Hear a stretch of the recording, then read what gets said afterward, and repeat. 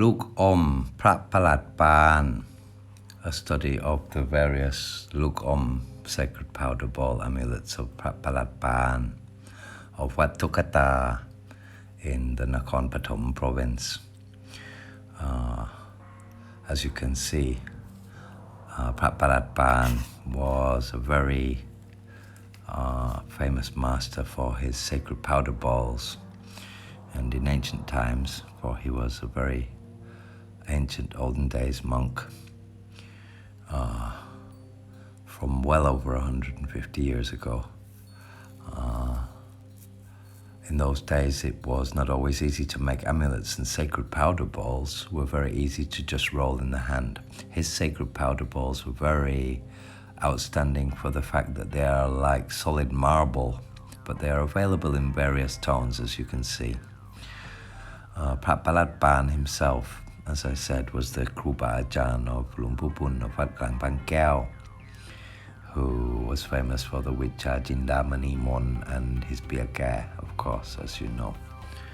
Most of you might know, and his sacred powder and clay amulets. And he learned his Wicha Jindamani Mon from Prat Palat Pan, who was a master of the Wicha Jindamani Mon and making the Jindamani powders.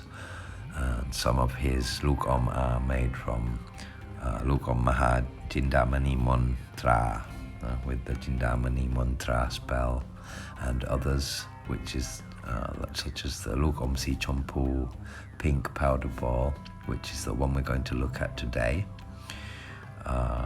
were made from other substances. And we're going to have a look at the classic Lukom Si Chompu of Prat Palat Pan. We can see one here. Prat Palat Pan was famous also that he could call crows and vultures to land in his hand and stroke their heads, and call the fish up from the water to the surface during the Gatin robe offering ceremony. So here we see two Lukom, a mini Lukom and normal size, 2 centimeter, 1.8 to 2 centimeters wide, and the other one will be almost a centimeter diameter, slightly under. As you can see, they have two slightly different tones, which, as you saw in the beginning, first picture, there are different tones. And so these are two different tones of Lukom Si Chompu, and you can see close up here in macro. This kind of looks like it has hairs in it. The pink surface, you can see white flecks, which is where the powder inside has not yet turned pink through the oxidization of the atmosphere. It is the outer surface that is pink, and Prat Palat Pan's Lukom Chompu are noticeable for the tiny red dots, the little gray crackly flakes and hair-like lines.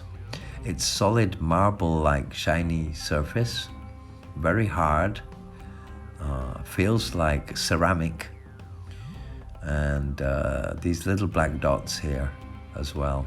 But as you can see through the pink surface, you can see a white shimmer and these gray lines, and you can see little flecks where the white powder is visible inside. And so the Lukom were actually white, but as they dried, because of the Muonsan substances in here, which will include, I believe, probably roses offered to the Buddha and hairs, and from the black powdery substances, obviously black kind of Muonsan, which could be any of many, many substances. Because so many years ago, Luang Pupun himself is talking about 150 years old, yeah. We compare here between the two tones. Here we have the lighter pink one. In the days of Prat Palat Pan, it wasn't easy to get block presses and make fancy amulets. So he would, you see a little bit of rose petal in there as well. Here's some wan. You see this one is the smaller one, which is a more orangey color, orangey pink. And you can see more rose flowers in it. So it comes on the Muonsan and the batch of clay they made, what tone it had. And some of them will be just Jindamani powders, Tindamani Mon spell will have a different tone color. As you see, some are more beigeish and greyish, but these pinkish and orangey pinkish ones are different, which are, of course, different kind of powder. And as you can see, both very smooth and ceramic-like.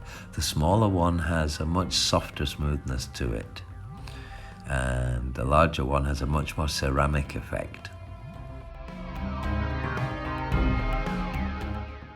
The Luk Om of Prat Palat Parn are included with the Benjapaki top 5 Luk Om of all time, along with the Luk Om Sarapat Gan of Luang Por Kong, the Luk Om of Luang Por Parn, Wat Bang Nom Kho, Luk Om Jet Phaya Shang San of Luang Por Ding, Wat Bang Wua, and the Luk Om of Luang Por Pring of Wat Bang Pakok.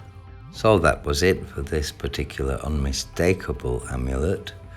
Please subscribe if you like this and want to be updated, and see you next time. Ajahn Spencer for the Buddha Magic Project signing off.